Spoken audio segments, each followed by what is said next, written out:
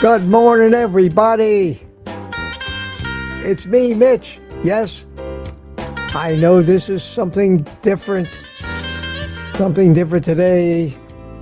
Let me buff up the old head, which is going to make an appearance today. Sans hot. Sans the hat. Also, a real shirt. to celebrate a great milestone. So, welcome to Morning Coffee with Mitch this Friday morning. It is my Friday too. It's the end of my 6th consecutive day, and I have the day off tomorrow. So, without further ado, the moment we've all been waiting for. Drink it, if you got it.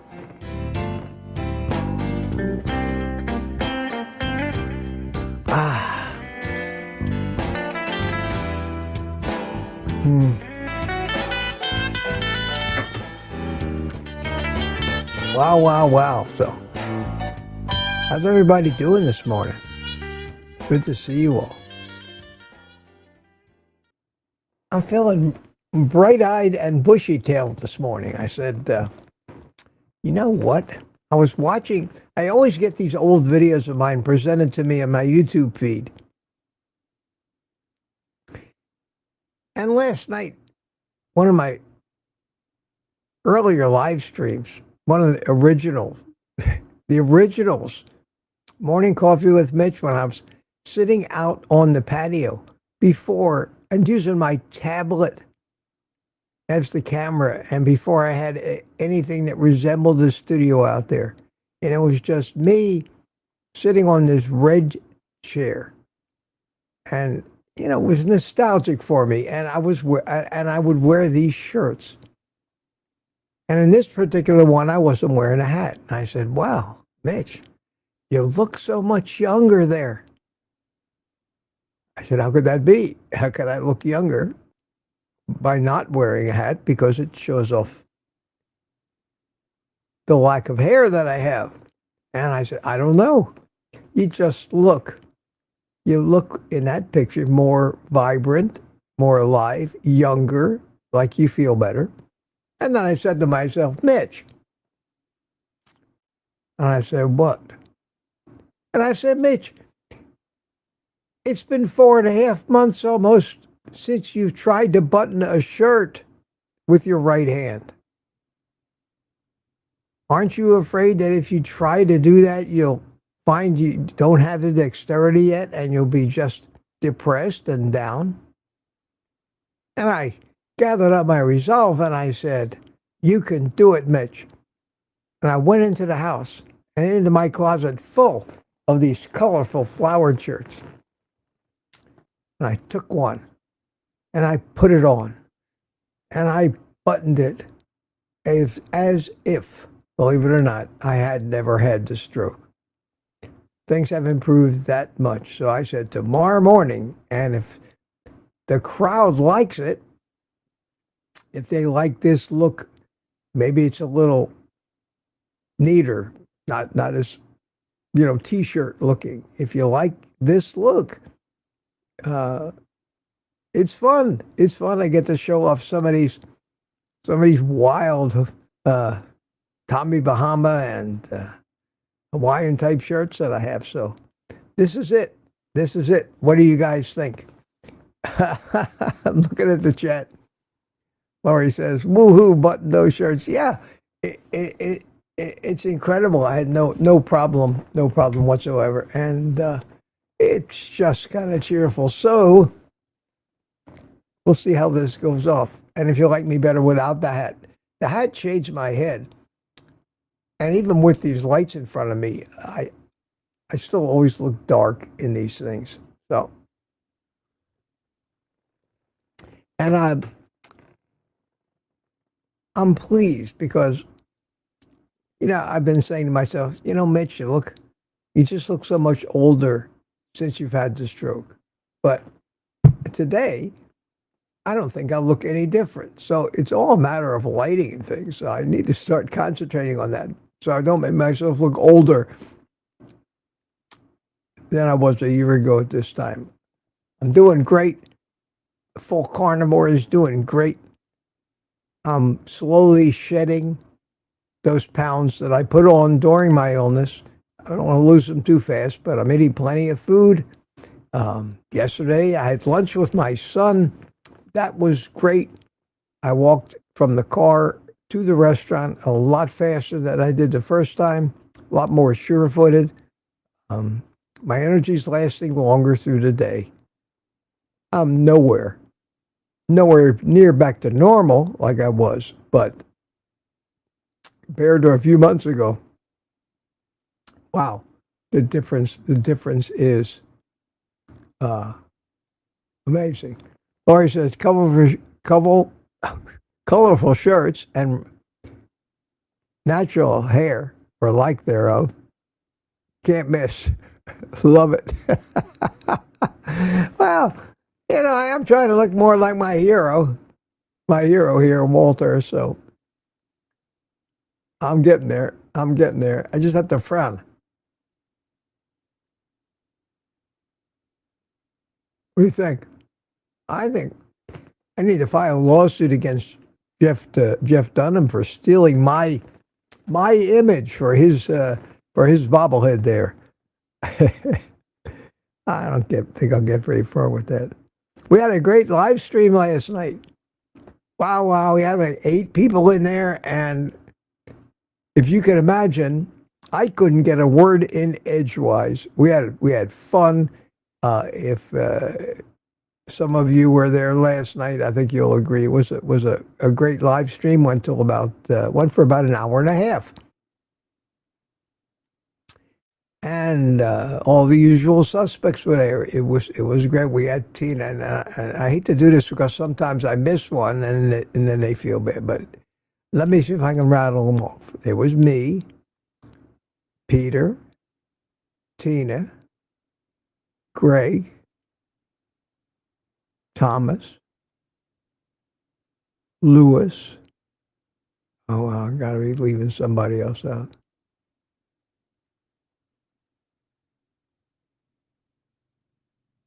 CB. Oh, how could I forget CB? CB was there. Yeah, it was great. Great. Had a good old time. So let's get on with my show notes, and then I can get on with the show. Today, little obligatory commercialism, if you don't mind. Today is the final day. And it'll be interesting to see how many of these Prime Day deals just continue after Prime Days, but today's the final day, supposedly, of the Amazon Prime Days. It was a 4-day deal. I do have on my website, I'm going to show it to you here, on my website at, where is it? Oh, I lost it. Well, let me go back and get it again. On my website is the thing that says Prime Day Deals, also up in the menu here. And if you click on this, you get this page, and here are the deals from all the stuff that I have links to that have a Prime Day deal. And a real surprise today in the kitchen and small appliances section is, I have a 15% off discount deal with WeVac. And just for fun, I said, I wonder what Amazon, because WeVac sells most of their stuff on Amazon. What do they have going on? And I looked up the price on the WeVac 12, which even with the 15% is just under $400. People buy them and love them. But on Prime Day, they have it for $359. And I said, wow, I'm going to direct everybody who might want one of these. And they also have this 10-inch model, which is fabulous. They sent me one of these. I gave it to my son. He loves it. Does the same thing, a little smaller. Can only use 10-inch wide bags. And that's for $224. So if anybody has ever wanted a commercial quality chamber style vacuum sealer that rivals anything on the market for the same price or close to the price of the most expensive one of these food saver things that are always breaking, always jamming, always sucking liquid out of the things, here's your chance. I do not know.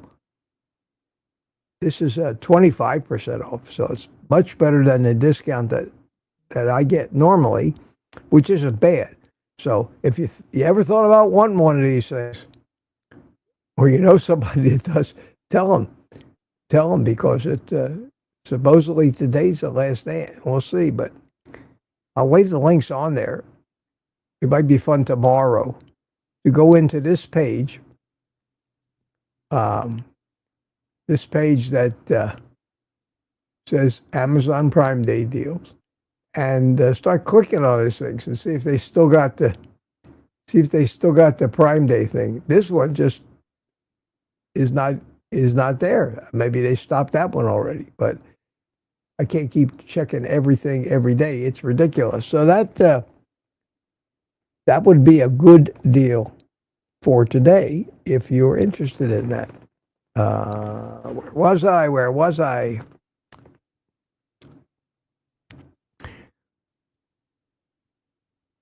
Well, while I'm on to it, let me.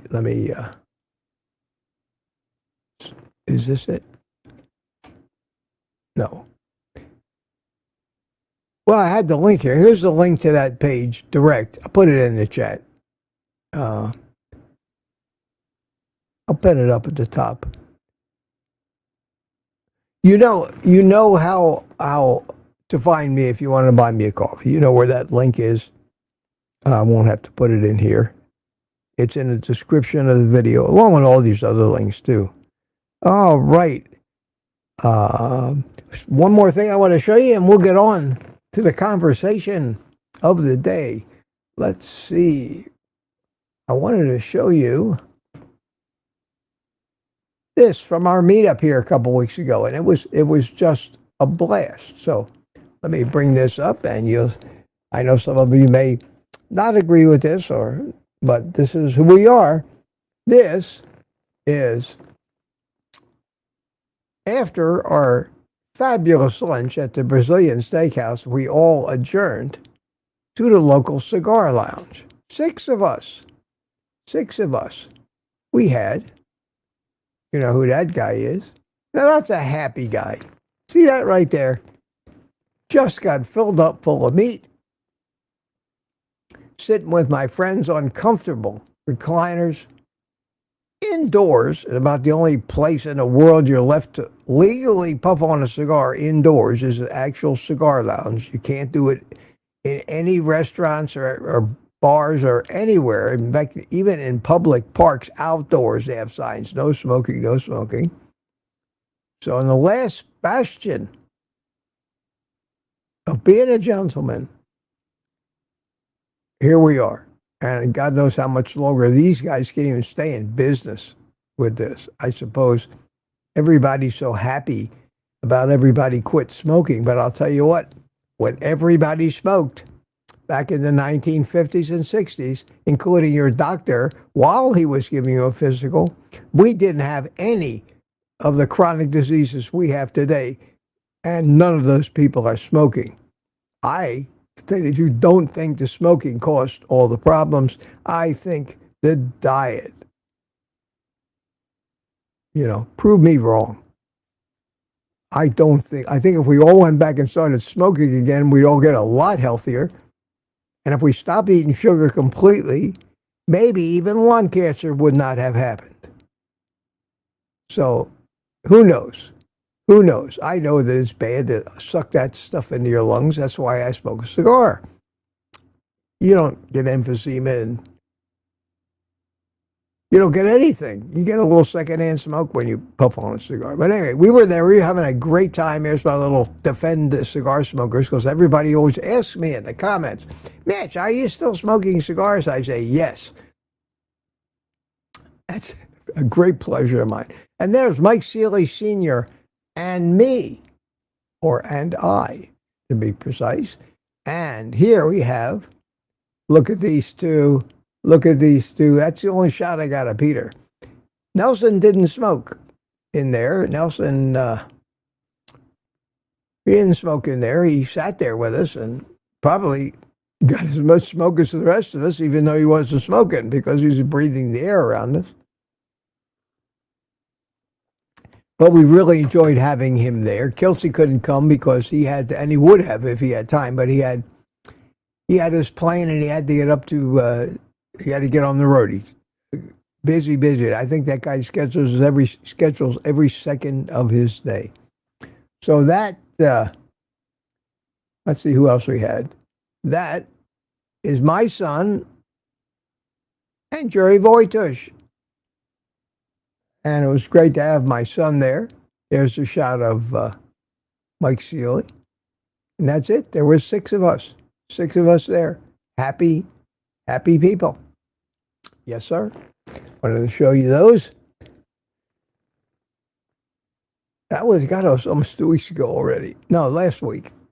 Last Wednesday, the 2nd. Yep. Today is only the 11th. Time goes by so fast. When I think something happened last week, turns out it was 2 months ago. You ever get that feeling? Do you ever get that feeling these days? Okay. Let's see. There you go. Tanya, Kitchen Witch was first. I didn't get the stream actually created until after 10:30 last night, so y'all didn't have much. You had to be up late to get into the pre-chat. Furl Grandma was here. How you doing? Lady June over in the United Kingdom. Gemmet at 12:32, which is not too bad, 9:30 or so on the West Coast.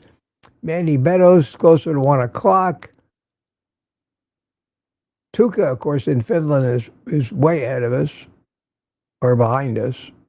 And it was 1 o'clock in the morning. Yeah, it was already morning there.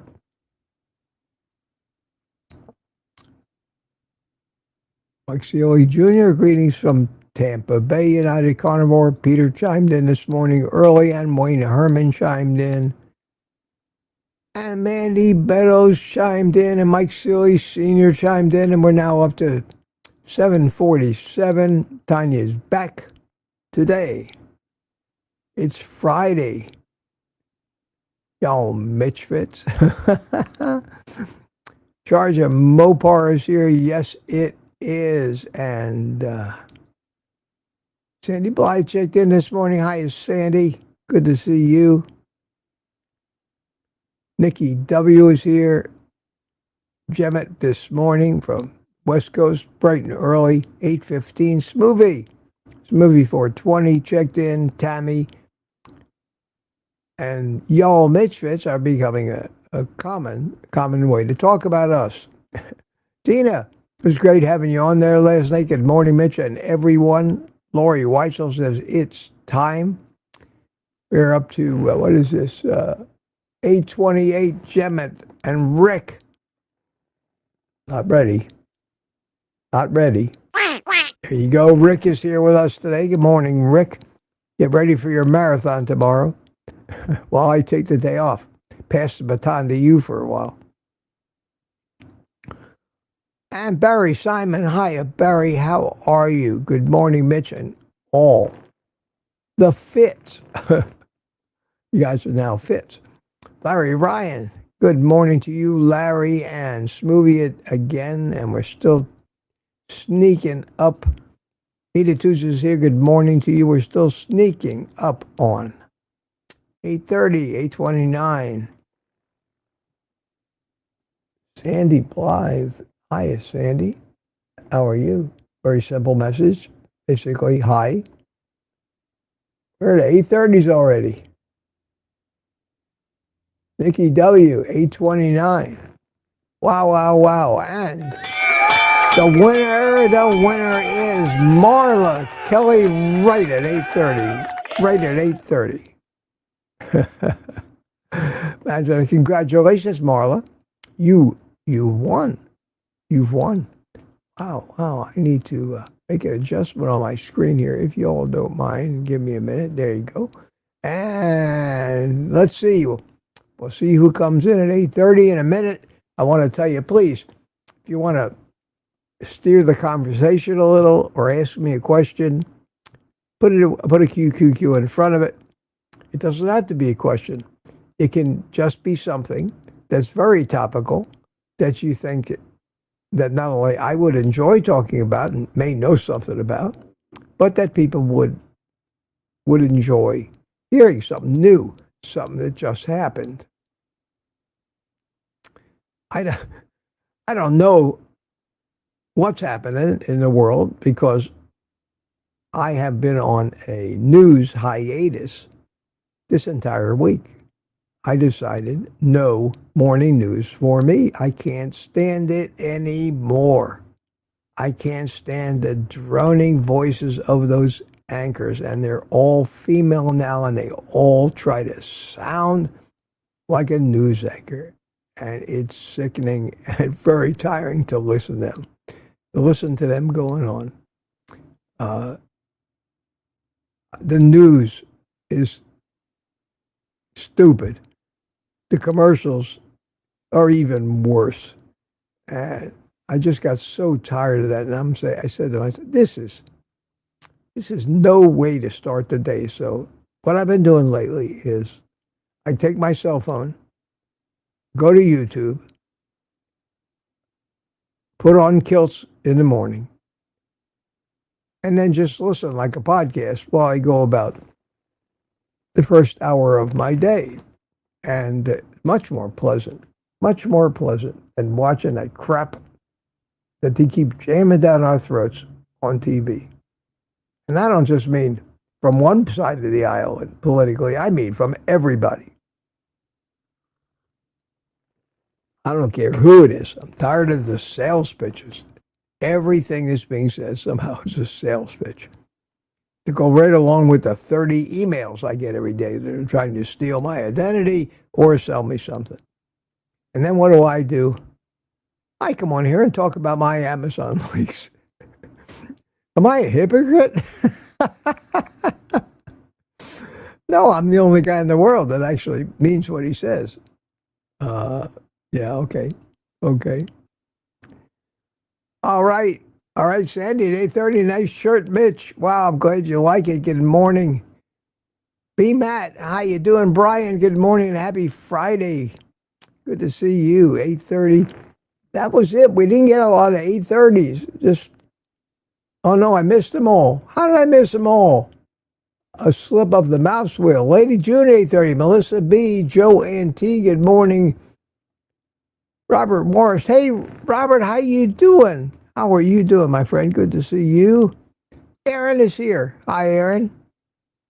So some of you on with Thomas.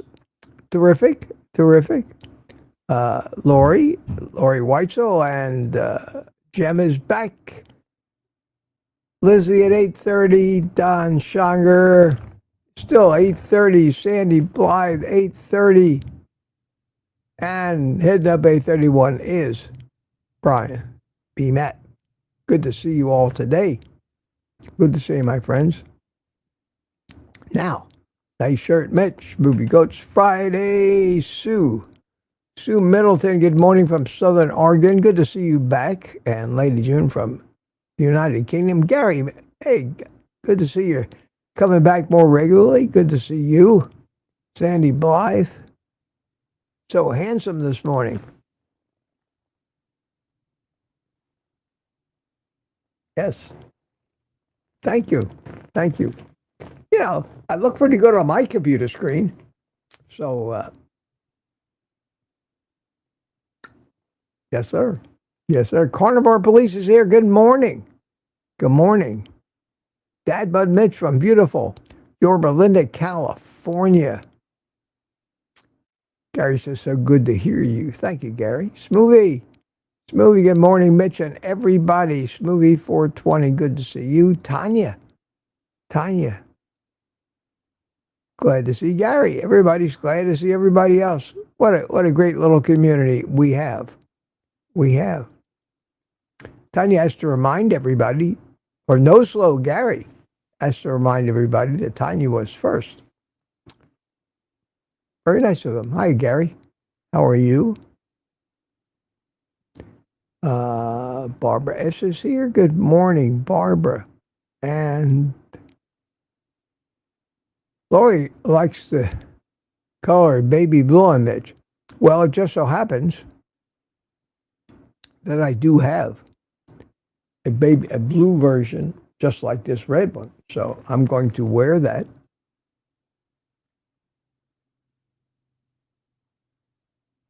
I try to read and talk at the same time. I'm going to wear that on Sunday, I guess. We'll keep this up for a while until you guys say, Mitch, I missed the hat. Cover up that shiny head of yours. It's blinding me. I'm tired of having to watch Morning Coffee with Mitch wearing my sunglasses. Come on, man. Be considerate.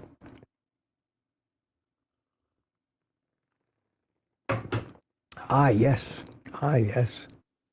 Mama Bear is here, and I saw Mama Bear says something. Sandy Blythe, a great reminder to spread Mitch far and wide in a YouTube universe. Yes, ma'am. Thank you so much. Everybody tells you, share this. I always forget to say those essential YouTube things that they tell you must do. Like this video, subscribe to this video, share this. You hear that from everybody. I figure everybody would know that, but I'm just like everybody else. We all know so much. Sometimes our memory has to be refreshed by a reminder. So reminders are good. So, Ann B, you got the job. Thank you for reminding people. Do like, subscribe, ring the bell, share the video. Oh, God. Who is this? This is Francine. Francine Bourgeois. How you doing, Francine, up there in Canada? Hi, Mitch, and all the secondhand vegans. Mitch, that shirt is fabulous. It brightens your complexion. Thank you. What also brightens my complexion is not wearing the hat with the brim, because that shields all the light that I have, the surround light in the room. It shields that from my actual face, and I have to use these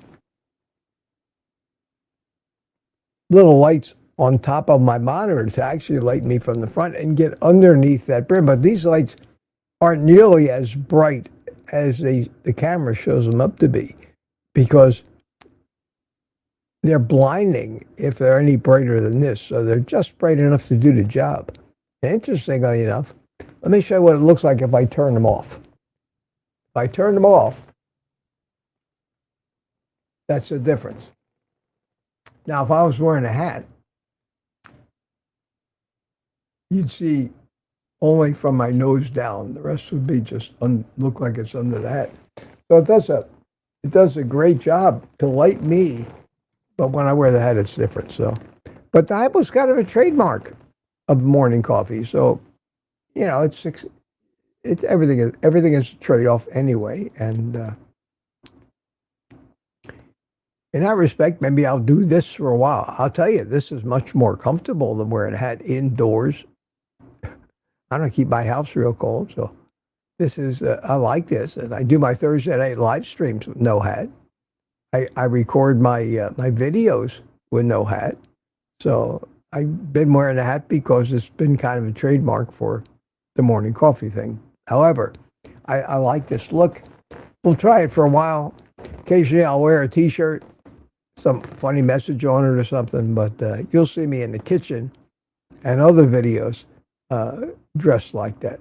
Gotta keep the variety going, else people get bored. Jebet says, Hi, Lori. And Lori says, hi, Jem. And here we go. Lori, who is somebody new here, Maureen Sally, how you doing? You becoming a regular. Good morning to you. Glad to see you. Melissa B loves the shirt and wow. Tina thinks I'm very handsome. Thank you. Thank you very much. Oh, shucks.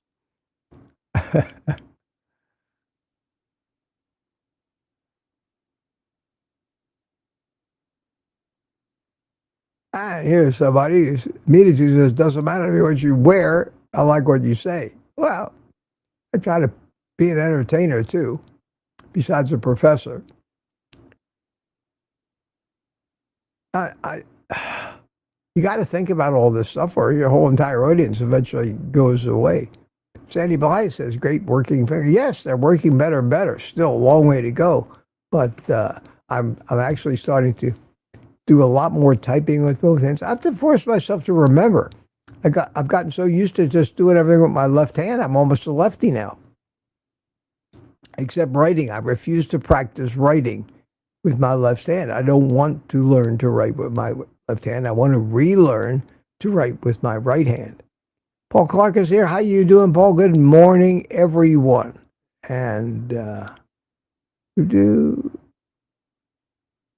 looking for questions or a subject that I can talk on.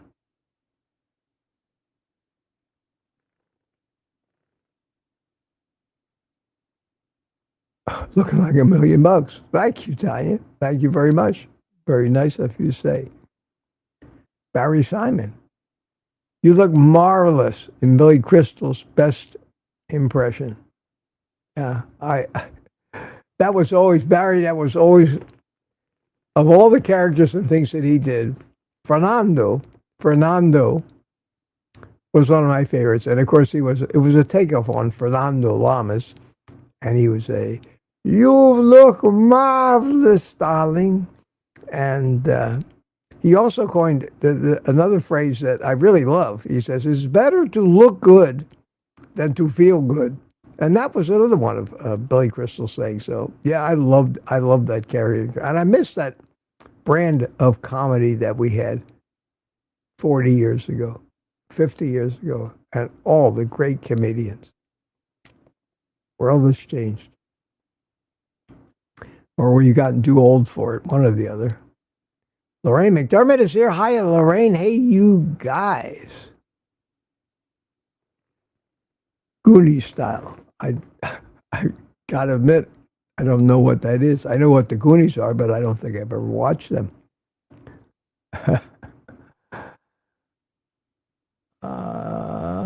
Let's see.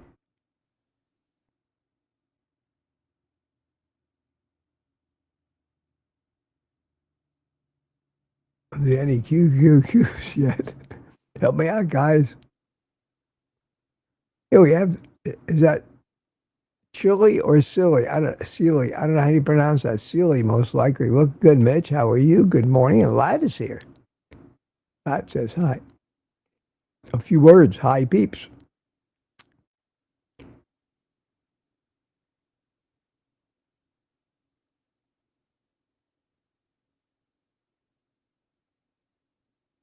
Rick's talking to somebody about something. I'm not privy to that conversation.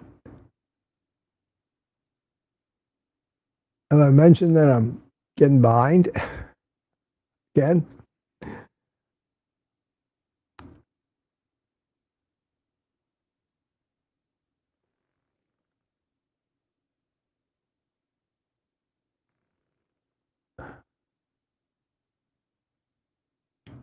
Pardon my silence when I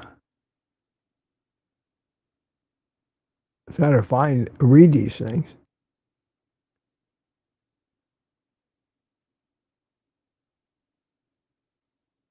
Laurie says Mitch looks relaxed. I am. I'm doing great this morning. I'm actually looking forward to my day off. And then let me tell you what happens. I look forward to my day off. I promised myself, Mitch. Say what? Say, Mitch,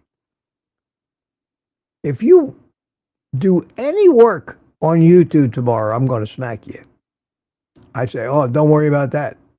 I've been going like a freight train for 6 days, day and night, live streams, making videos, doing all that stuff.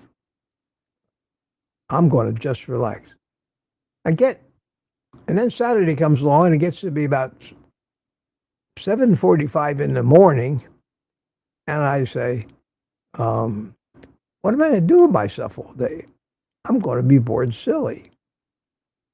And I end up going back to work, making YouTube videos and do something else. And I actually miss the fact that I'm not on here live with you guys because it makes me feel a little more isolated.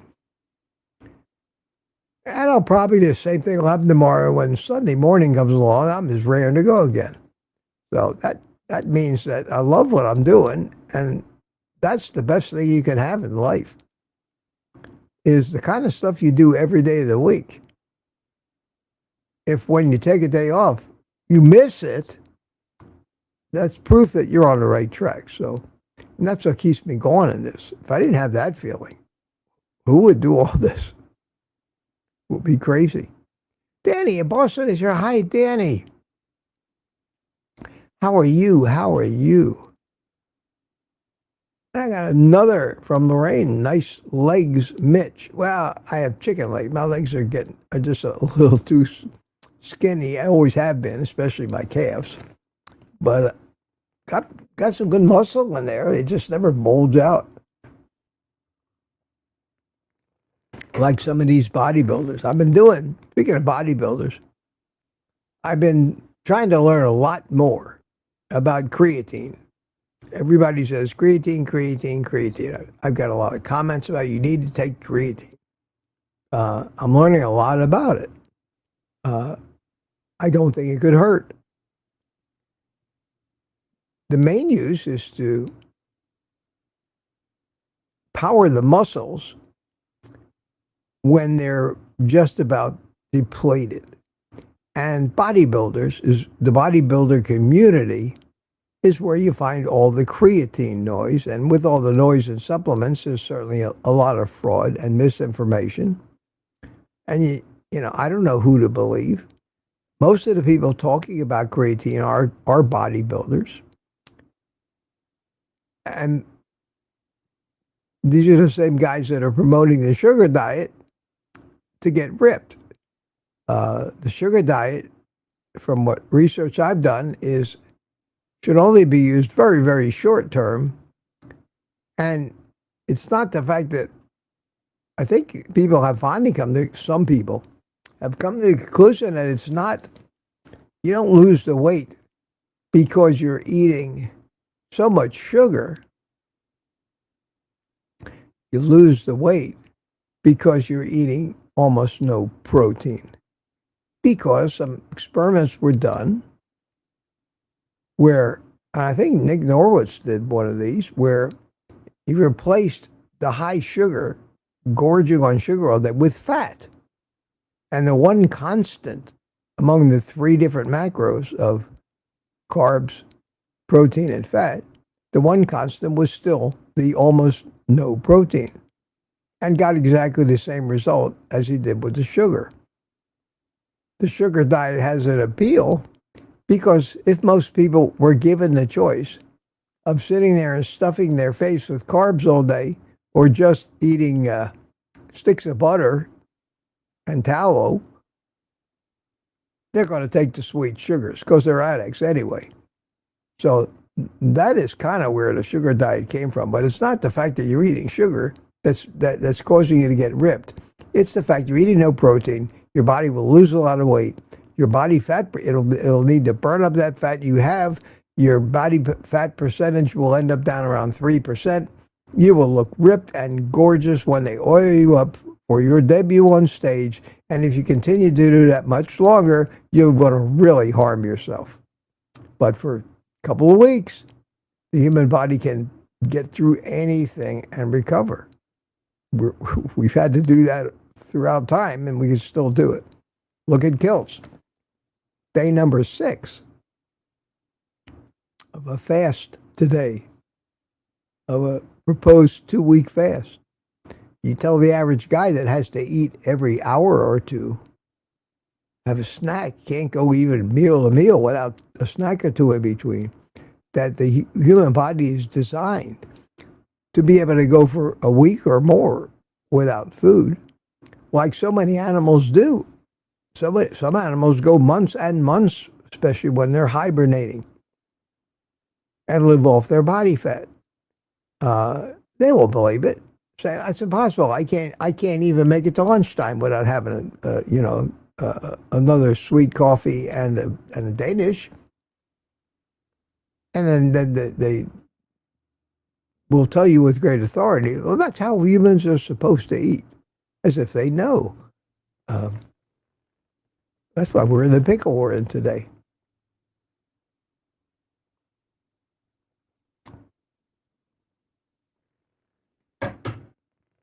There we go.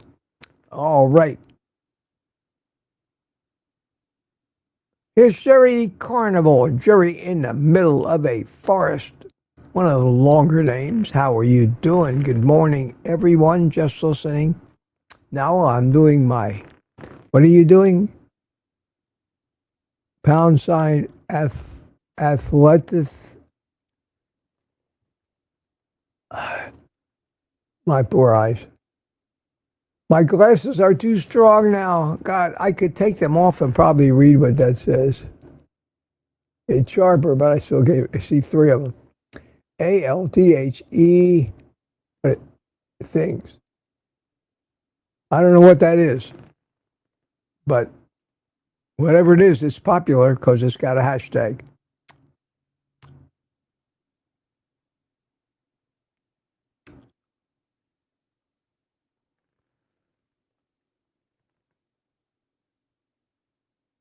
I still haven't seen not the first QQQ.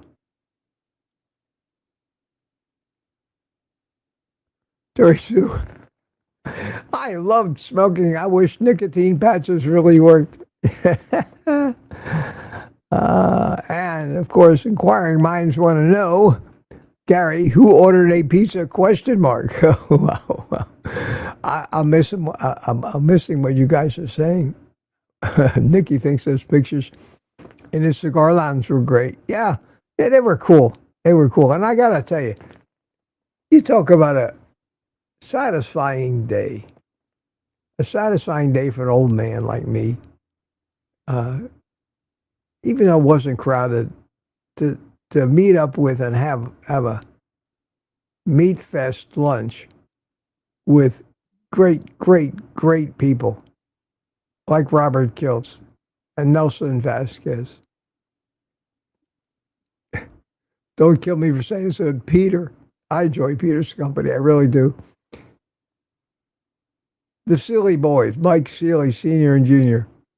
Great guys. Jerry Boytush. The guy's a real prince. And in no particular order, my favorites, my son was there. And my son is so busy, I see basically very little of him, even though we live in the same town. It's always good to see him. I enjoyed the hell out of it.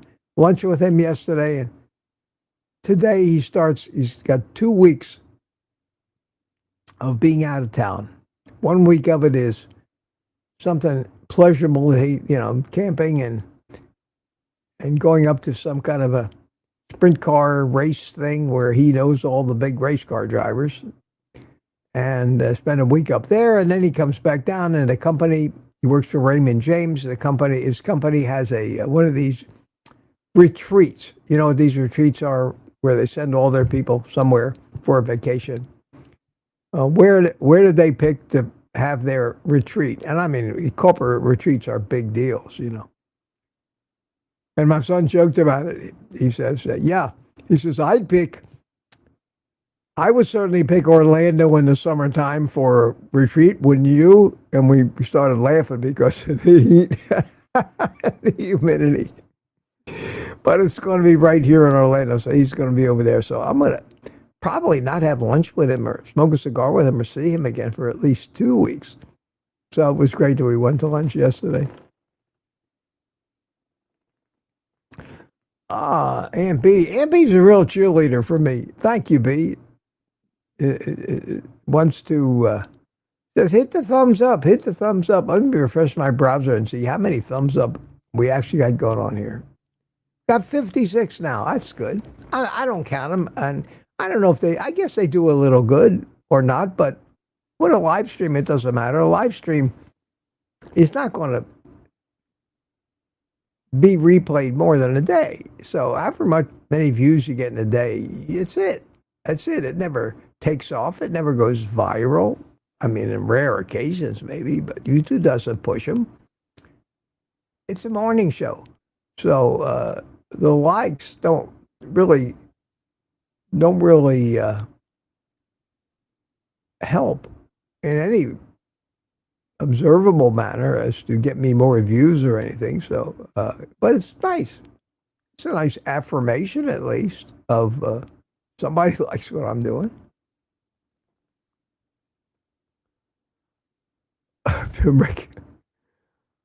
Rick, you have very, very strange ways, my friend. I will grow tobacco to make bug killers. Yeah, well, there are certainly insecticides, anti-nutrients, and everything else in stuff that grows. It's a good thing we don't eat that tobacco, isn't it?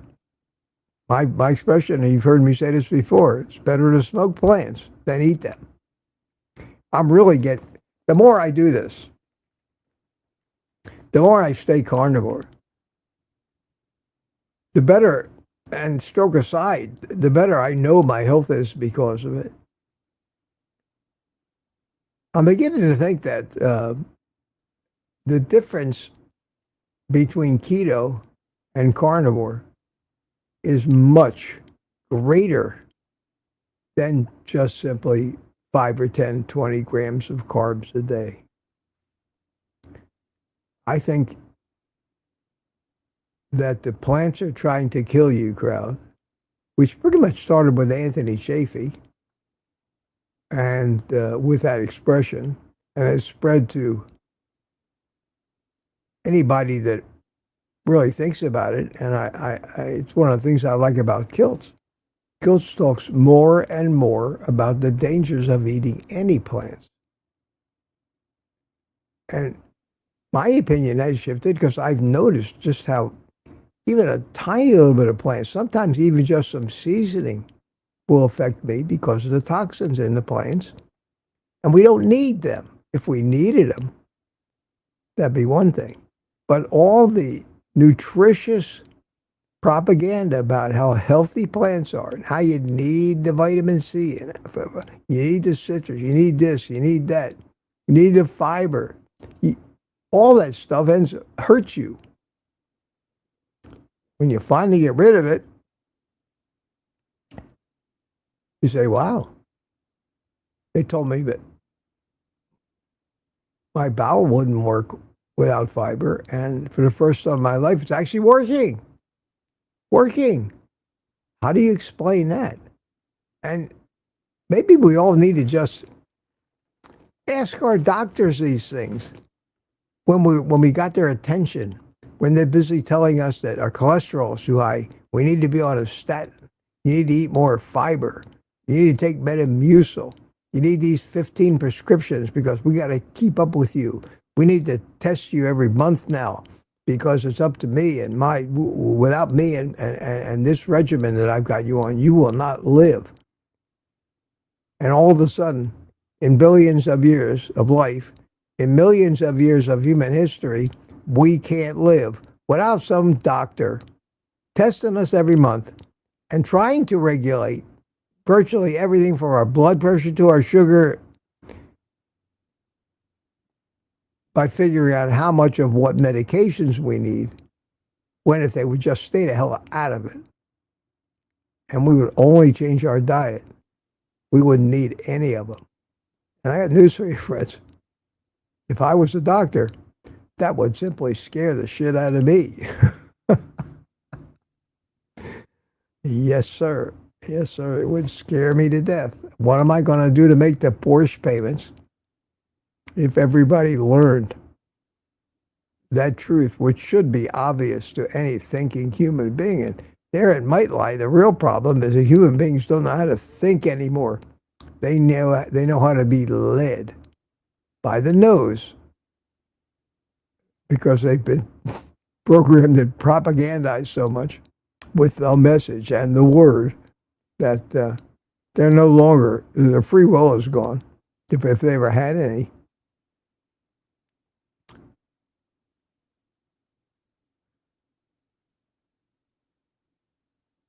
I haven't seen the first question yet.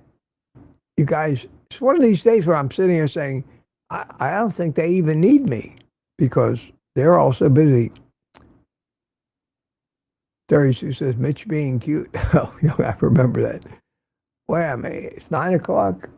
I'm looking up at the 9:20 now. Not too bad. Not too bad. I'm doing okay. Steve Studley, good morning, Steve. How are you? Says Mitch is sounding good. Yeah, I even sound okay to myself today. Usually, even when you guys tell me I sound good, I hear myself in my own head and say, wow, slurring like crazy. But it doesn't come out that way, evidently. But somebody who knows, any speech therapist on the planet that knows exactly what to listen for will tell you I'm definitely recovering from a stroke. And when I watch my pre-stroke videos, replay them, that's one of the reasons I watch them. I like to keep comparing. Well, how did I sound before? How do I sound now? And I can hear the difference. Good to see you, Steve Studley. And Tristan is here with us this morning. Hey, Tristan, 471. How are you? Is that your birthday? April 1971? You're the same age as my son. 1 year younger. He was born in 1970. 6 months younger. How about that? If that's your birthday. Good morning, Mitch. I'm at work, so I can't stay, but you all have a great Friday, and I'll see you Sunday morning. Yes, and I still haven't cemented a guest for Sunday, so let me know. Let me know. Are you going to be stuck with me? Which would be okay, too. We manage. We manage.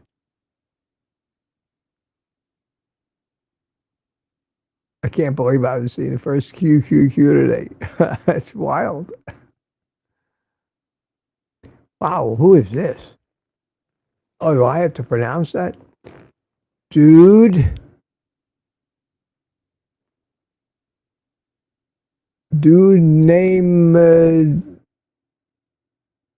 named Clam. Oh, dude named Clam. Dude, or should I call you Clam? Cool name. Cool name. How are you doing, my friend? I was just watching your update video. I realize you're live right now, so I guess I come in to see you, Mitch. Great to see you, man. Thank you. Thank you for watching that video. Yeah, this is Morning Coffee with Mitch. Drink it if you got it.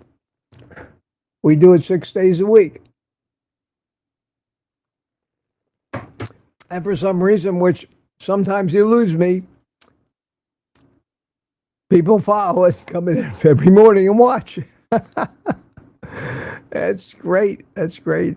Dude named Clam. Wow, wow, wow. That's a great name. Great name. Good to see you.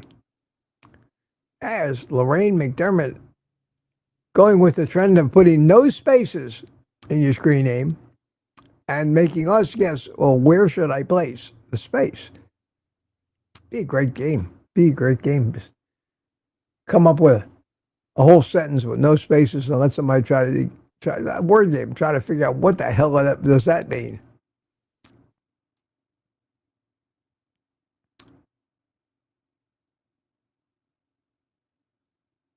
Oh, you guys are talking about some wild stuff in here.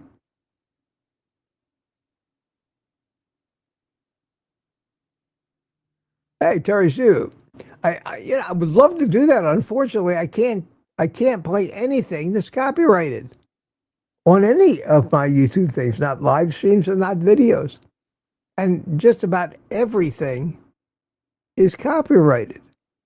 Even if I played it on the piano, if it's somebody else, if I'm just doing a cover of somebody else's song, it's copyrighted. YouTube, a lot of the music I use comes from YouTube, and it's there. You might hear it on a lot of channels because they have a library of music that you're allowed, that you have a license to use because you're a YouTuber, and there's no chance of getting a copyright strike. This is one of their tracks, so I can use that. I can use that without. I have a couple other tracks that I can use.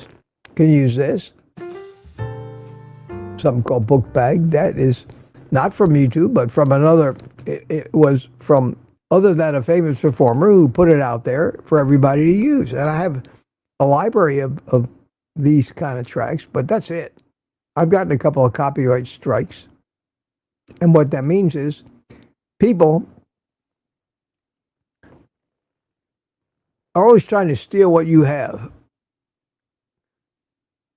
And people have sent volumes of copyright claims to YouTube, and YouTube has the software powerful enough, not like Shazam, to hear 2 notes of a song and tell you exactly what it is.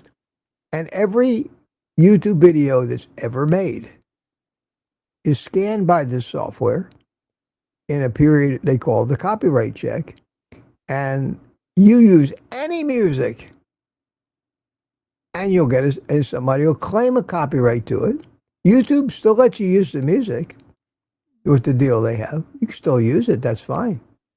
But any revenue that you earned on this video is now going to be paid to the copyright holder of that music. So, I work very hard making a video or doing a live stream, might earn $5, $10, $15. If the thing actually takes off and gets to one of those 20, 30, 50,000 views, I might make 100 and some or $200. Well, if I had 2 seconds of somebody's copyrighted material in that video, say bye to the $200. And I'm not going to do that. I work too damn hard to do that. So I wish I could. It's a great idea. And anybody on a movie or TV or anywhere where you hear mainstream music played, they are paying licensing fees and big bucks, especially Hollywood. When they make a movie and they want to use well-known music to make a point, they pay for it. I can't afford to pay thousands of dollars to license 10 seconds of a Beach Boys song. It would be...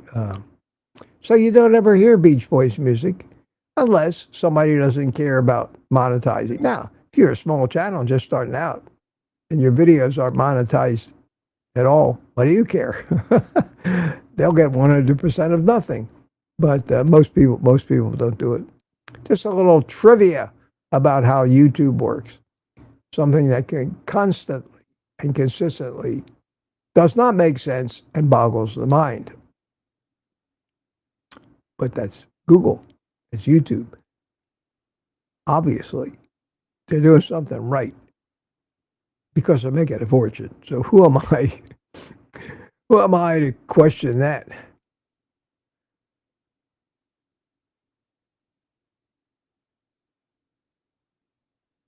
Still mine. All right, gotta go faster. Looking for the questions. Hey, here you go. Smoothie bailed me out. How you doing? When a cow laughs, does milk come out its nose? So this is my first question of the day. Very thought-provoking. I don't know, Smoothie. It's possible. It's possible because they basically have the same anatomy as we do in the pathway that the air takes to get into their lungs. So it's entirely conceivable. I would think that if they had to, they would have to be drinking the milk and have it in their mouth in order for it to come out their nose. I doubt the milk from their udders would, but somebody should do a double-blind, placebo-based, randomized controlled trial over a period of years and see. Because how else would we know for sure? And if we found enough people to do a trial like that didn't have an agenda and weren't financially invested in the outcome, we might get a legitimate study. Something that very rarely ever happens. My view on marketing studies is that they are nothing. They don't come from the science department. They all come from the marketing department. What convoluted thing can we set up to add legitimacy to the bullshit claim that our product actually is effective and does what it says? I know. Let's design a study, and we'll make sure that the results come out the way you want. And if they don't, we'll use statistic manipulation and make it sound like something it's not. And in our history, and in the history of cholesterol, we'll go back and look at the Crestor study that says that Crestor reduces your risk of heart disease by 40%. It's a study of exactly how you take nothing and turn it in to the excuse so this drug can be the biggest selling drug in the history of the world and make trillions of dollars. And that's what David Diamond does. And if any of you have not seen David Diamond tear apart that study, you should see it. Because what he's talking about in that study is true of just about every study. Wow, wow, wow. Got a $20 super chat. Who's it from? It's from S. Question, I like happy music. When you beat your eggs or light a story. Thank you. Thank you, my friend. That's great. Who is that from? Is that Spiritual Nomad? It just says S on my screen. Wow, wow, wow. Let me see if... Wow. Oh, okay. Well, yeah, if it was you, Brooke, thank you. It just says S. Maybe this will tell me maybe this will tell me who it's from. Go to channel. Spiritual Nomad. Spiritual Nomad. Thank you very much. Thank you so much. Yes, I can do that. I have all kinds of neat tricks here. See? There it is. Spiritual Nomad. Yes. Not the biggest channel, but probably one of the more generous ones. Thank you so much. Thank you. Just for you. A little cigar lighting, egg beating music. Yes, yes. I'm not closing out. It's not over yet. I usually end my live stream with the song, so don't panic. Don't panic. I got a long way to go here yet. Okay, let's see if we can find another question. It's probably just as well that I don't get questions at this point that lead me into long-ass discussions and rabbit holes, or we'll be here all day. And Darth Carnivore is with us. Good morning. Good morning, Darth. What is this? This A&P says I don't want to be a queer with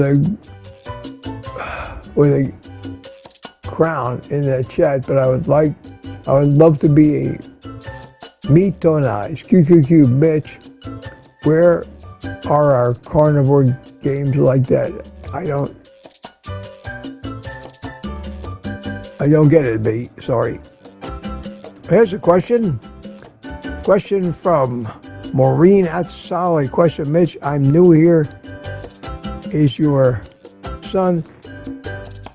Oh, he doesn't look it. He suffered a terrible weight problem all his life. He's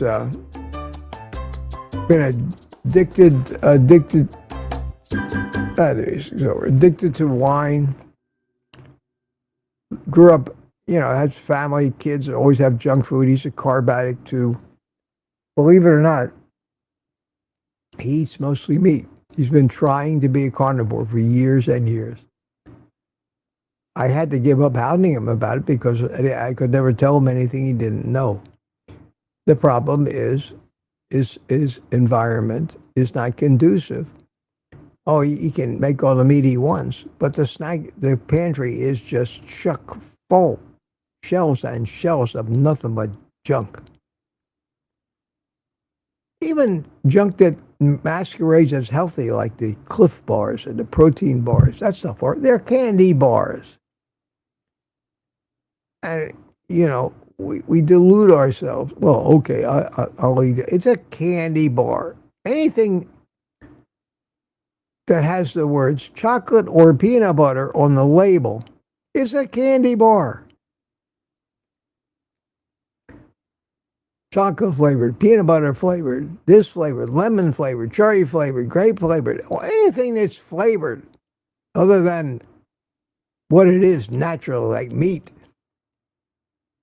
is playing on our sugar addictions, and we don't even think about it. We just grab those things. And he's been addicted to this. He's 55 years old. He's been a lot heavier than he is now. He's lost some weight, but he's got plenty to go. He's the biggest problem he has, and he knows it, is the wine, and he tries to give it up. And his wife's trying to give it up, but both of them can't seem to give it up. It's been such a big part of their life. You know, you become a wine connoisseur. You take you travel out to California and make sure you are on the VIP list of all the vineyards. You've joined their case of wine a month club, and every month a whole case of their newest wines comes. It costs a fortune, but who cares? He's got a ton of money. And you are now what they call an onophile, a wine connoisseur, and that's your lifestyle. Your lifestyle is your friends are other wine connoisseurs. You have wine tastings at your house. You become a food connoisseur, and everything is about cooking fabulous dinners with fabulous wines. The word pairings to you has a whole new meaning. That combines the worst of addictions and habits, both of which are very hard to break. But he's stuck. After all these years and gained all this weight, he wasn't always like that. He was very thin growing up. But he catches up to you.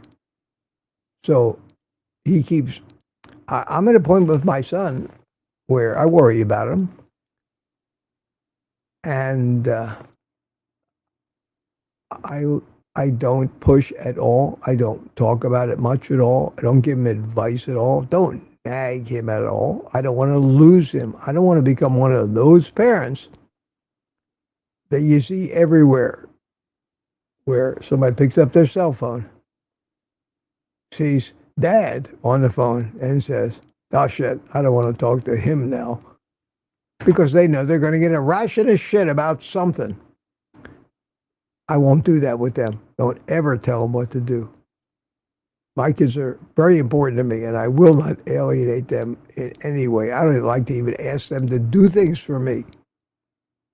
And I do everything for them I'm able.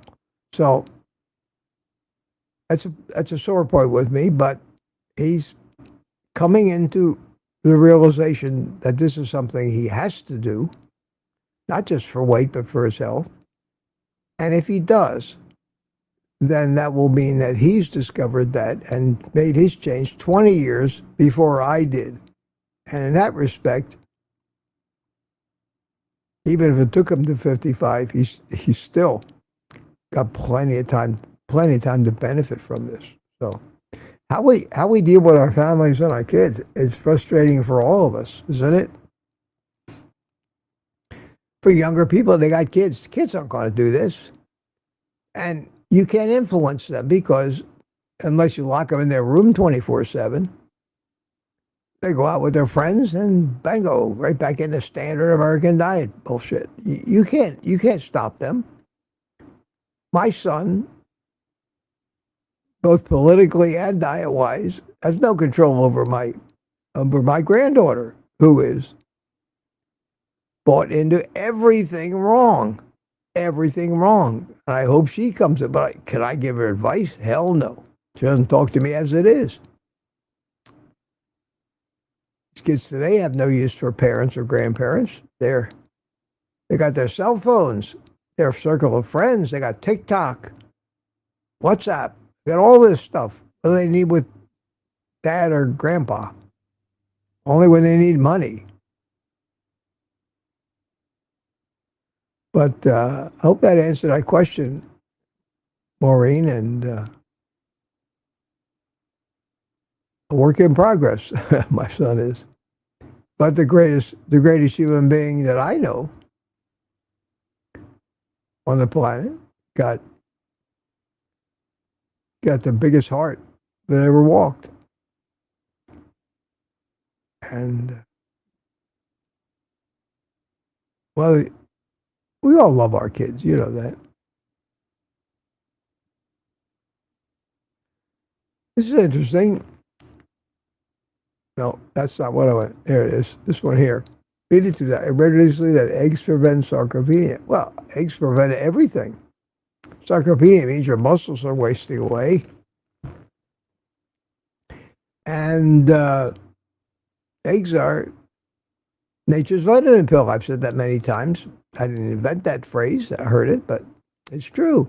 And I illustrated by telling you that think about it this way. An egg is like a pill, like a capsule. Everything that's important is in it, not outside of it. There are no tubes coming out of it. Like a human baby, we have an umbilical tube. The baby gets all its nourishment, not from the content of the egg or the sperm, because that was only a single cell, wouldn't go very far, but from an umbilical cord. A chicken, on the other hand, lays an egg. And eventually, a chicken comes out of it with absolutely nothing. Nothing. Extraneous. No exogenous anything. Everything.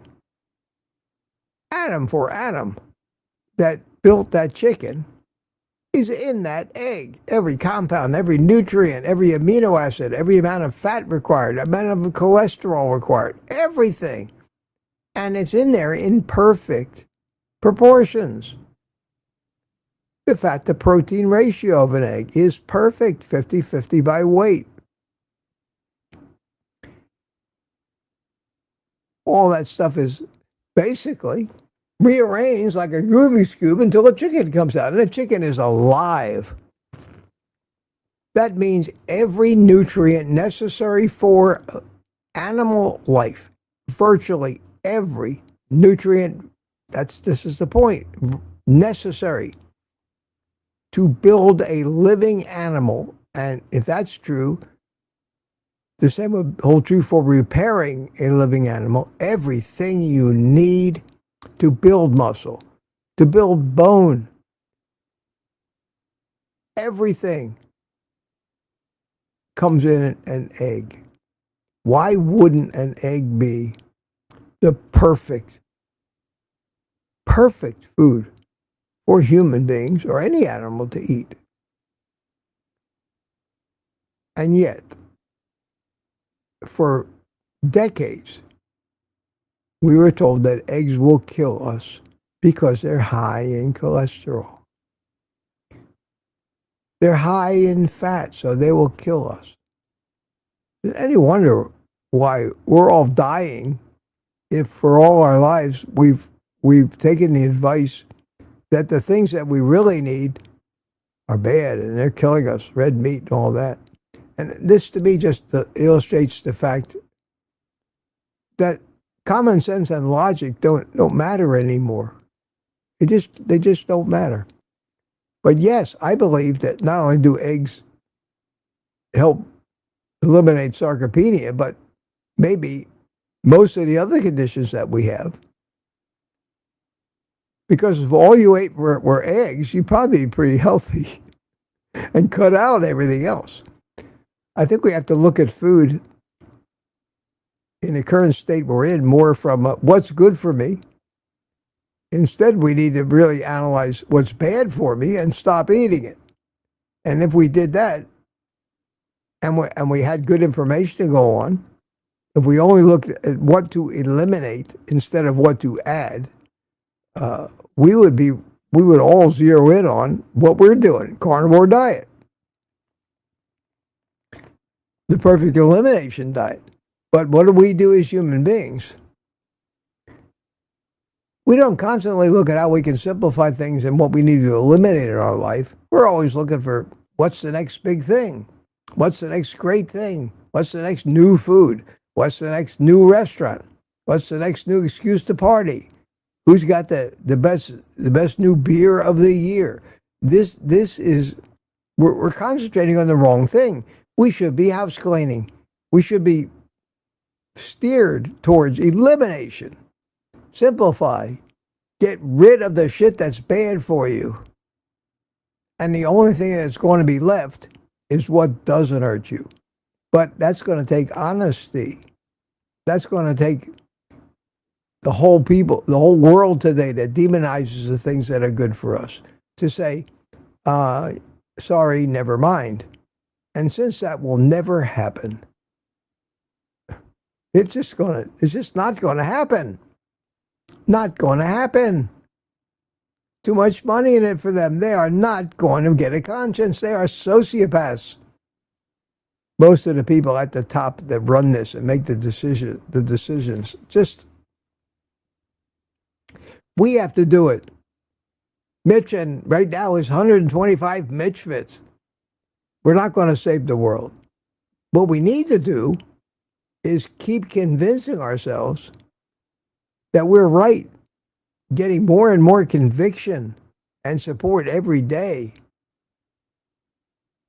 so that we can wave off this nonsense we hear all the time, even though those people actually believe what they're saying as they're slowly killing themselves and poisoning themselves.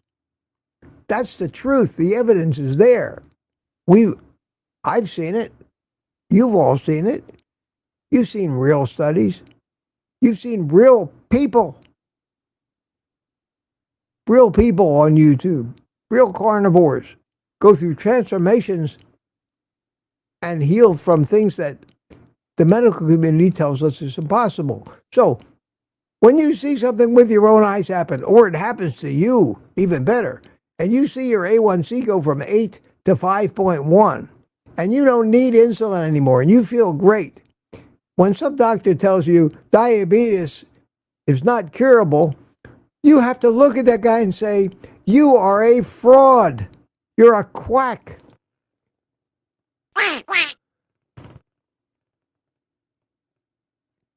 You're wrong. How can you keep doing that? I can show you 10,000 people who have cured diabetes or put it in remission. How can you sit there and tell me that the only way to treat my diabetes is keep my A1C below 7 and stick myself full of an ever-increasing amount of insulin every day? Because you need me as a customer? You need me to come in here once a month to see you because the drug companies need to be selling somebody all this insulin? And I'm the poor sap that suffers for it, and I lose my legs and feet, and my eyesight goes. I get dementia at age 65 because you don't know what the hell you're talking about? Doctor, you're fired. And I'd walk out. I wouldn't take any advice from that quack. And he'd probably fire you as a patient because you insulted his wonderfulness with his white coat and his stethoscope. These people are deluded, misled, and ignorant. And if you don't believe that in the bottom of your soul, they're going to shake your confidence in this way of life. And they do that every day. And the propaganda ramps up, and the attacks on the things that will take money out of their pocket ramp up. They come up with more sophisticated ways. They have fabulous psychologists working for them, addiction scientists working for them.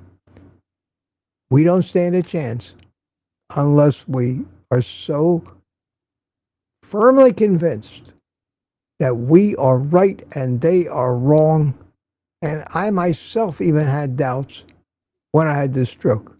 And it took an awful lot of logical, critical thinking and to remind myself that I'm listening to quacks that caused all my problems in the first place. tell me that what I'm doing is wrong. And the quack that did my brain surgery and I think damaged something in my head, it's no coincidence that's exactly where my stroke happened. So don't tell me that my stroke was caused by the carnivore diet. Sometimes you got to bet your life on the fact that they're stupid and you're not. And even then, you don't know if you're right. Who knows what caused my stroke? Who knows if I'll have another one? I poisoned myself for 75 years. Did a lot of damage. So you make your bet, you place your bet, and you see what happens. And from all the evidence now, I'd rather do it my way than listen to them because of crap that comes out of their mouths. And the answer to their questions that I ask them, medical questions, biology questions, biochemistry questions, they don't know. Where did the shit you're advising me of come from? They all refer back to that phony Crestor test that says statins lower your heart disease rate by 40%. No, they don't. No, they don't. I've said this so many times. David Diamond shows you in chart form. It lowers, according to their test, which God knows how it was done, or even if it's accurate. It's the best test they came up with in those days. In actual numbers, being on the statin reduced your risk of a heart disease by 0.5%. That's it, 0.5%. That 1,000 people, as an example, in the test. And those on the statin, of the 1,000 people on the statin, 8 of them, only 8 of them had heart disease. 8 out of 1,000. And of the people that were not on the statin, 13 out of 1,000. Think about that. You're in a group of 1,000 people. That's noise. That's random. And that has nothing to do with the statin. Those people are all different. 8 of them died who were taking the statin. 13 of them had heart disease that were taking it. What's the difference? If you're in the rest of that group of 1,000 people and somebody said, well, listen, man, the worst that could happen, according to our test, is 13 out of 1,000 people are going to get heart disease. Don't you think you want at least that advantage? And you say, well, not from what I heard. I heard that the side effects of these statins are causing more damage than anything. And then you find out that anybody who had an adverse effect to the statin was removed from the study. 20-some% of the people had side effects so bad they had to quit the study. So of the 8 people who took the statins that were left, they didn't include the 20% of the people that couldn't take the statins. You want to risk your health on that? So how do you get to the 40%, Mitch, you would say? Well, isn't that obvious? Isn't that obvious that the results of our study showed 8 people who took the statins, 8 people didn't have heart disease, and 13 people did. Come on. Isn't 8 40% less than 13? Let that sink in. Isn't 8 40% less than 13? You say, oh my God, it is. Okay then. Being on a statin reduces your risk of heart disease by 40%. What we're now telling you is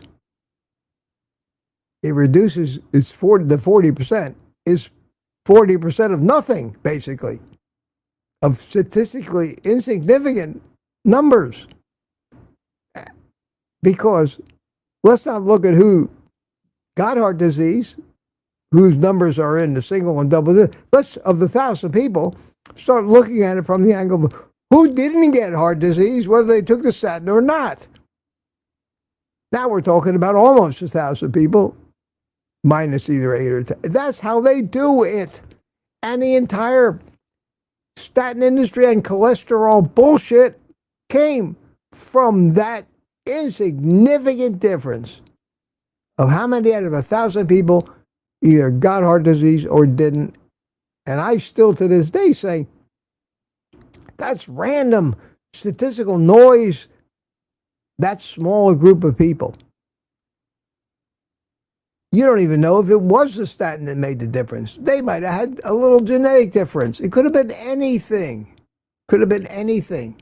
But they weren't looking for real results. They were looking for an excuse to con the human race into Ansel Keys' idea, which has been disproven so many times, that saturated fat connecting to diet and heart disease and cholesterol as the demons. And look what we got. Look what we got now.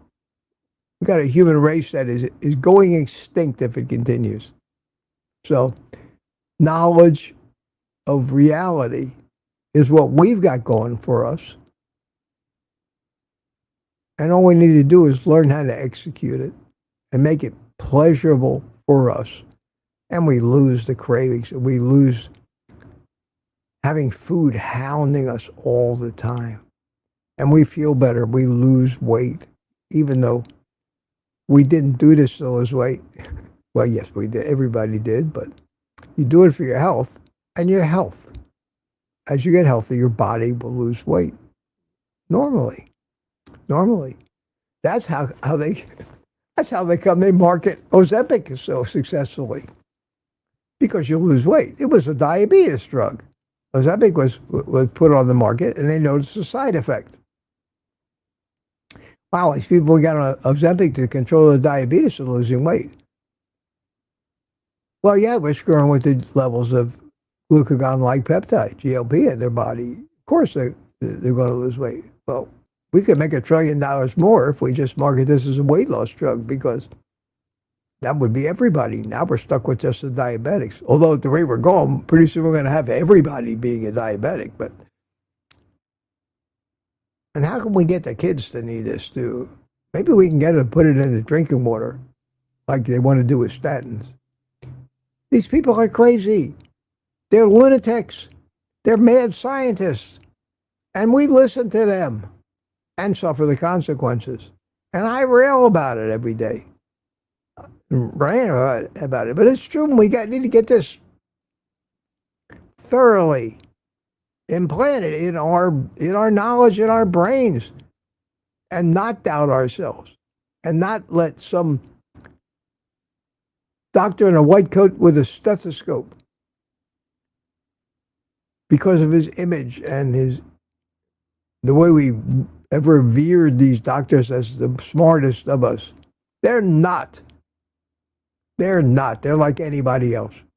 Your doctor's no smarter than you. Medical profession is just a better money machine to be in, but he's no smarter than you. In fact, probably, unless he's a carnivore, not as smart as any of you. So that's enough ranting for today.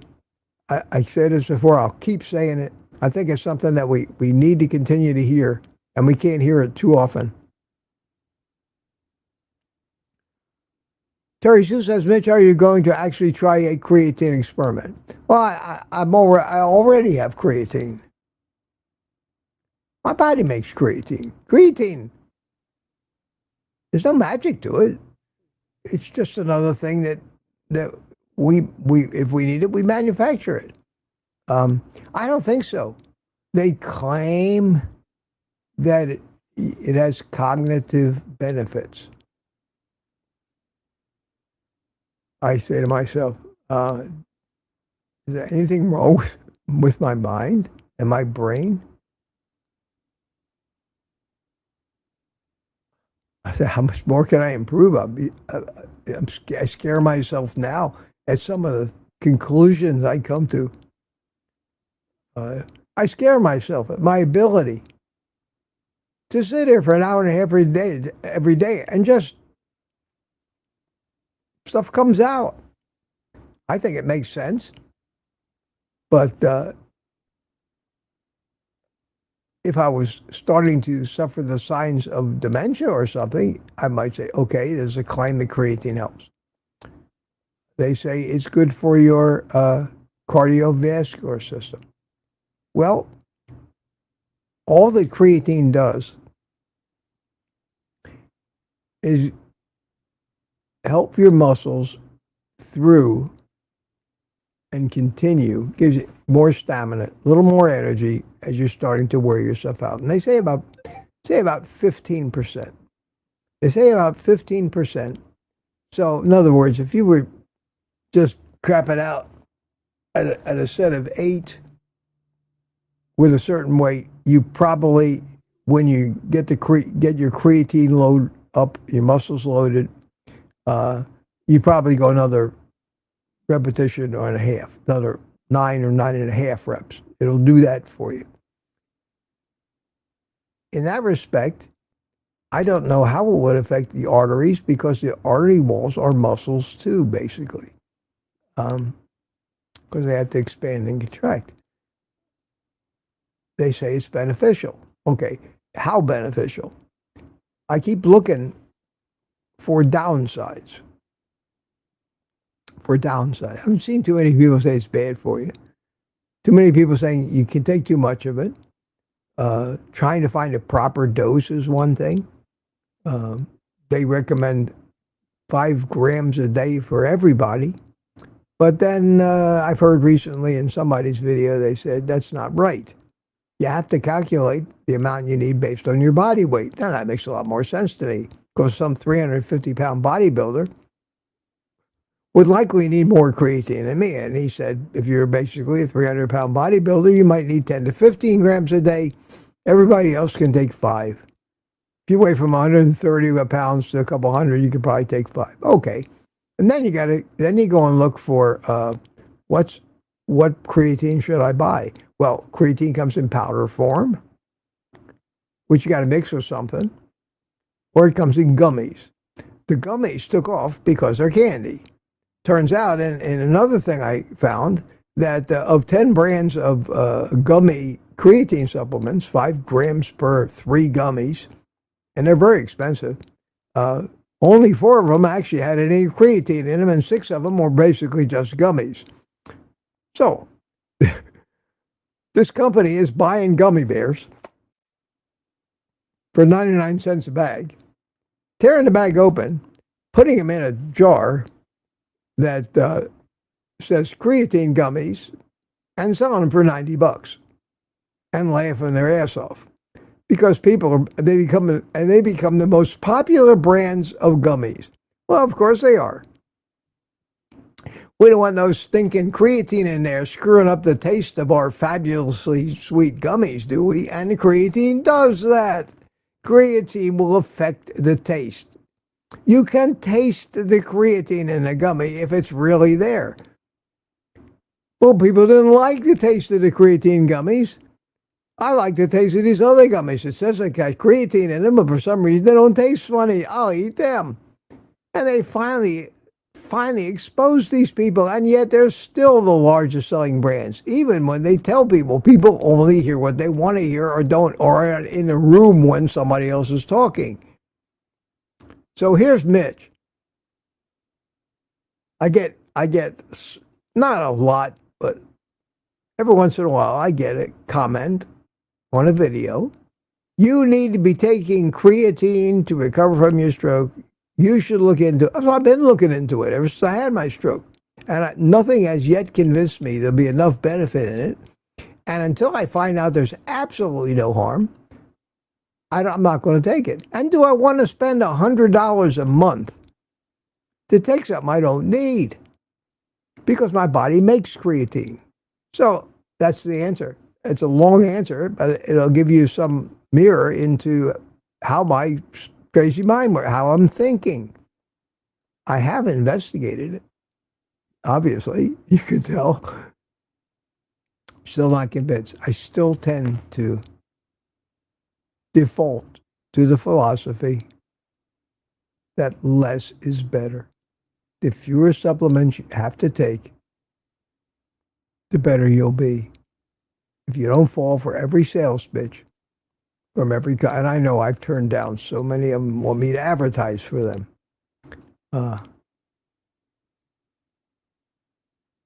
I take electrolytes,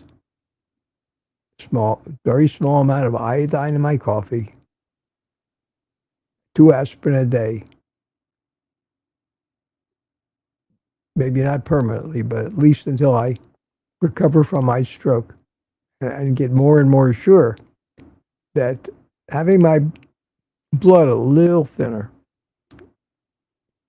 isn't helpful. I don't know if I do that for the fact that it's thinning my blood, but it lets me relax a little more because I believe it does. Either way, it's been beneficial. So, a couple of little baby aspirins, equivalent of half of a regular aspirin. I have no stomach problems from it. I take them with food. I have no issue. So why not? Why not? But that's it. That's it. I know I need the electrolytes because if I don't take them, within a few days I start to get leg cramps at night. Take the electrolytes, the leg cramps go away. There is proof, evidence that yes, it's doing what I intended it to do. So, but that's it. It would take a hell of a lot of convincing and a lot of evidence to convince me to keep adding things, but we're always doing that. Our natural tendency is more of anything is better. Something new is better. Change is always better. No, it isn't. And we're constantly looking for that magic pill to change our life. And that's why so many people in this country are taking fabulous risks with their health and future, buying into this Ozempic weight loss stuff, this Sono Bello, suck all your fat out stuff. God, the damage. And then they find a few people that are using their commercials that are so happy. You know, they don't tell you about the people that have ruined their lives doing that stuff. And again, I don't blame them. Everybody's got to make a living. The worst I do with you guys, I mean, the absolute worst, most harm is they buy me a cup of coffee and leave it up to you. Speaking of advertisers, I did something I've never done before. I haven't done it yet, but I have agreed to a video chat with a representative from a particular laboratory that does blood tests. I won't mention names now, but a particular laboratory that does blood tests. When you order them, inexpensive and private. A lot of people are using these kind of services now. And I got approached by these people, and I still didn't say anything, and they kept hounding me, and I finally said, oh, okay, you wore me down. And we scheduled a little video chat today at 11 to see if I want to, not as a sponsor, but just plug them a little bit. I think it's a good idea if you need tests. You know me, I'm kind of the opposite. The fewer tests I do, the happier I am. Share that with kilts too. I don't live by the numbers. I don't care what the numbers are. In fact, I don't want to know because knowing just nags at you. My philosophy is that my numbers are exactly where they're supposed to be after all these years. The evidence of my life shows me that I don't have hypercholesterolemia because I've had high cholesterol all my life, and these doctors, even when I had my stroke, they look at my 350 LDL and say, man, you have hypercholesterolemia. We need to do something about that. Well, that's the same medical community that says people that have hypercholesterolemia very rarely ever live past 30. And I say, That's another one of these things that doesn't jive. If I had hypercholesterolemia, I would have been dead 40 years ago or 50 years ago. So you tell me. I'm 78 years old. Do I have it or not? Well, we can't say really if you would have died. So, nothing. My body alone, let it do what it does. I get so frustrated. Now, I may not be always right, but I am always logical. That's the best we can do. So I'm going to talk to this lab and see what they have to offer. But even then, I would feel funny. And the only reason I do is because I know all of you do live by the numbers, and nothing I say is going to change your mind. So if you got to get the tests, why not get them cheap and get them off the books? And you're the only one that knows the results, so they don't go into some database in some government somewhere and you start getting denied certain things because your cholesterol is too high. Don't think that can't happen. It's happened to me. Way back when. I had to go through hoops to get my pilot's license physical because my cholesterol was high. And that automatically meant to them that I had heart disease and shouldn't be flying an airplane. Well, it was miserable what I had to go through after that to convince them that no, I'm not impaired by my high cholesterol. And here, 40 years later, I'm still going strong. They're wrong. And it is frustrating having to live by rules that are wrong, that they've basically invented. Silly says, question, vibrator exercise routine for beginner, purchase using Prime Day pricing because of your free tools. Oh, thank you so much. There's tons of videos published about that, and I'm not the guy to ask to do that because a post-stroke use of one of those things is going to be entirely different. What I do basically right now is I stand on it for about 5 minutes every day or every other day. Sometimes 2 days in a row, sometimes every other day. I bend my knees. I have it. I might make a video about how I do this because it might be interesting. Some beginners can't stand on it. It's just too much for them. They have to sit in the chair and put their legs on it. There's so many things you can do with the thing that you can't just say for a beginner because so much of that depends on the shape you're in, the weight you got to lose, how much muscle you have, how your joints are. And you almost have to tailor it for yourself. But it's a good question, and I appreciate you using that link. And that's a great little thing. I use it all the time, and I do believe that it has really helped in bringing back the muscles in my leg. I have no problem now. I don't even need my hands to stand up out of the chair. I just lean forward and up I come, pop up out of the chair. My strength is coming back. My walking is getting faster and faster. My balance is the thing that bothers me more than the strength. I have the strength. The balance is takes a lot longer, but it gets better and better every day. And I'm not tiring out as early every day. I keep going. I'm like the Energizer Bunny. Great question. Thank you for that. And I may make a dedicated video to that, but it's kind of a narrow audience that wants to know how I use that vibration plate in stroke recovery. That would really limit the number of people who might benefit from it to not only those who had a stroke, but then went on and bought a vibration plate. I might have 5 people find that, maybe less. God, this is funny. There's another one of these names. Susquehanna Dana. Okay, Susquehanna Dana, you sound like Gilda Radner. Rosanna Dana. Yeah, Susquehanna Dana. Okay. My cardiologist nearly fainted at my LDL 388. Oh, yours is higher than mine. No, mine was 450, and then when I went in the hospital, it was 350. One of them was statins. Oh, my God. PJ, I told him, tell him, fire him. Did he tell you what your triglyceride to HDL ratio was? Did you have an NMR analysis done so you know whether your LDL is pattern A or B? Did you have a particle count?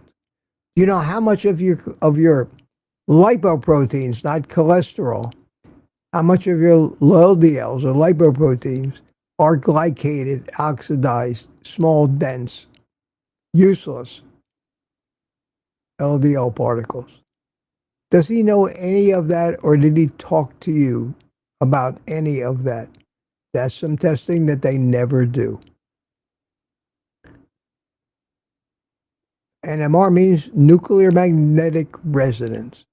It's a whole kind of test that can separate the blood sample into many more groups that show up as different lines on a chart about their volume, and you can tell whether your LDL is mostly damaged and bad, or whether it's big and fluffy and good for you. And if you're thin, if you're a BMI of say 20, mine is like 19. If you're thin and you have a good HDL to triglyceride ratio, you may be a lean mass hyperresponder phenotype. And this is something that's been discovered very recently by Dave Feldman and the group. And they're doing tests showing that these people with the highest levels of LDL are the best athletes, have the cleanest arteries, and they're over a year into the test from baseline. And after a year, people with 500 LDLs are showing zero, no plaque accumulation. You may be one of those. There's a lot of, for your doctor to, without considering all these other facts, for your doctor to say to you, you need all of this shit, which will kill you or severely shorten your life. They got it wrong. They got it wrong. That may be the reason you might be healthier than everybody else, that you have high LDL. LDL is not bad cholesterol. It's not cholesterol at all. LDL is not cholesterol. LDL is a basically waterproof vehicle that can carry fat-soluble substances through the bloodstream. And cholesterol is one of them. But it also carries all kinds of other fatty and fat-soluble vitamins and everything else along with them. Think of it as a FedEx truck, not cholesterol. Cholesterol is simply one thing, and they don't have it any way because cholesterol was never found in the bloodstream. Free cholesterol is never found. It can't be in the bloodstream. It's a fat. It has to be carried through the bloodstream, encapsulated in something. And that something it's encapsulated in has to be water soluble. So they got just the basic facts. And if a doctor doesn't know that, if your doctor doesn't know that LDL is not cholesterol, it carries cholesterol, and that all the measurements in the world do not tell anybody how much of the cargo of that encapsulated vehicle contains cholesterol, or is it vitamin A, vitamin D, is it maybe triglycerides? What else could be in there? How do you know how much of it? Well, we have a formula about what's average and normal, and we calculate it. And there's the key word. That number is bad because some calculations said if your LDL weighs a certain amount, it must be bad because it contains X amount of cholesterol, which they've never proven in any way, shape, or form, other than in the Crestor phony test. They've never proven that stuff causes heart disease. And it takes a lot of guts today to stand up against this nonsense that they keep throwing out. Tell your doctor you don't agree. If he gets aggravated at you, tell him, doctor, I'm responsible for my health. Thank you for your advice. If you're going to get aggravated with me, you're fired. And until more people begin to throw this back in those quacks' faces, put them on the spot, make them explain, make them show you the tests, make them say, how the hell did you arrive at that? Doesn't make any sense. Doctor, do you have common sense? I did that. I was public enemy number one at the hospital, but I wouldn't take shit from these people. And turns out none of them were right about anything that happened to me. So stand up for yourself. Find a doctor that's finally gotten enlightened. There's more and more and more of them every day that say, yeah, I know. And these doctors will tell you that they think it's a travesty that some people in their profession, most people in their profession, are so ignorant and have no common sense. And if you saw Kiltz's interview with Malcolm Kendrick the other day, you'll understand what I'm saying. And seek out Malcolm Kendrick, David Diamond, and people like this that debunk this cholesterol nonsense. And maybe within 100 years we can put it to bed. I got to get going, guys. It's 20 after. I'm going to have to just skip down to the bottom. Whoa, what's this? Did I see that already? Oh, yeah, Spiritual Nomad. There it is. I like happy music. Okay, I see that your name showed up there. Thank you again, Brooke. I appreciate that so much. Wow. We're in a long one today. And B, Mitch, who wants to be a millionaire? Wants the same thing. A meatinaire, yeah. You and me both. I'm trying. I'm trying to stuff it away in my freezer. What time am it? 9:37. Oh, wow. I'll never make it to the end. Sorry, guys. Going to have to miss. I saw some cues fly by. Mitch, how did you get that scab between you? This? It's not a scab. It's a dry skin. That's just dry skin. I've always had it there. I don't use face cream or anything, but I have some kind of a cream that my dermatologist gave me that when it gets real bad, I rub it on, but I don't like to use it. So it's not a scab.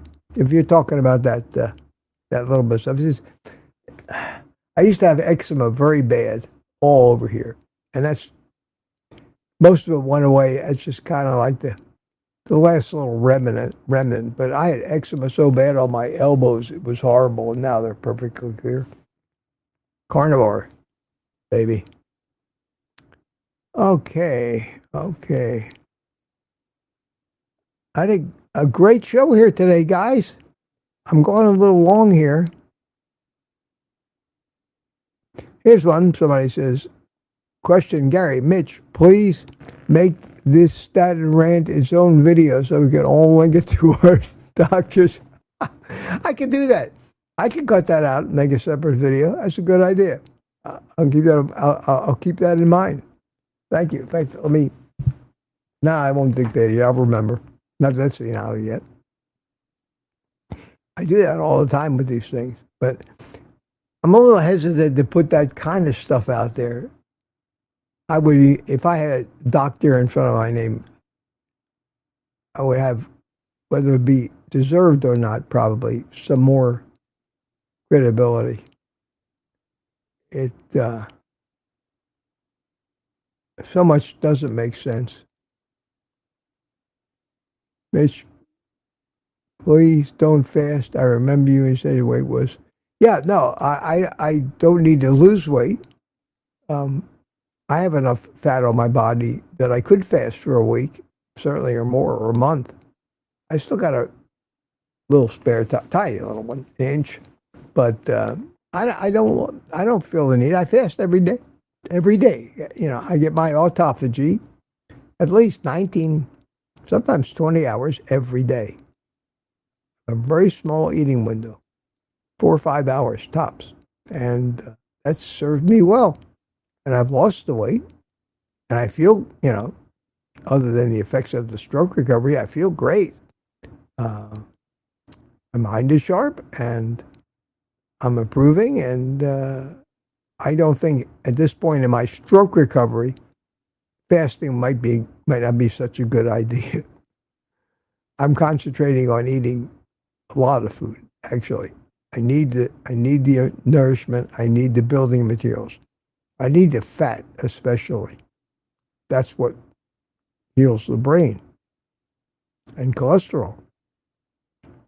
I don't have to eat cholesterol, but I certainly don't want to do anything like take a statin that would slow down my body's production of cholesterol, when my brain probably needs that to rebuild itself. Okay.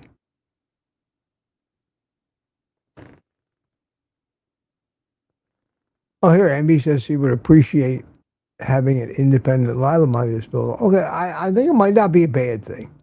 It might not be a bad thing for me to just, I want to say advertise it, or say the sponsored by, or this stream brought to you by. I don't want to do that, but if it's worth my time to plug it every day for a few seconds, and they want to pay me for that, why not? If it's a worthwhile thing, and that's what makes it not a ripoff. So let's see what they have to say, and I'll let you know. I've got to be there. I got to do a Zoom call with them at 11, so I still got a little time yet.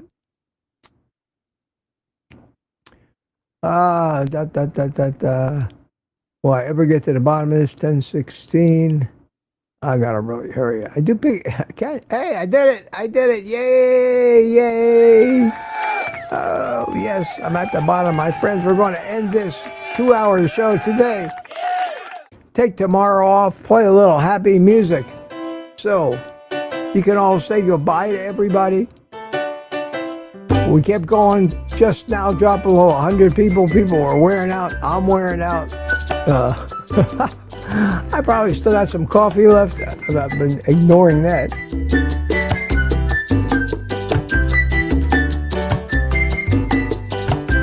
Greta Brunswick says only plug a product that you use and like. Well, that's what I do. Everything on my list of things to buy from Amazon is certainly stuff that I bought myself and used.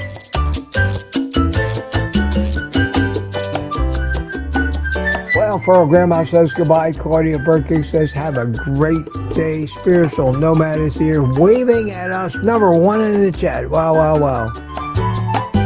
Rockin' Amy, bye everyone. Greta Brunswick, goodbye. So glad Mitch stayed on long enough for me to join. I'm glad to see you. Always like to welcome new people. Had a good time. I'm looking forward to taking the morning off. Not that I have anything special to do, but just to relax. So we will see you all on Sunday morning, my friends, where I'll be wearing a different flowered and loud tropical shirt, because it's the tropics after all. So with all that being said, y'all have a great day. Continue watching everybody else's live stream that comes after. Tune in to Rick tomorrow. Enjoy the ducks. And until Sunday, take the rest of the day and tomorrow off and eat meat.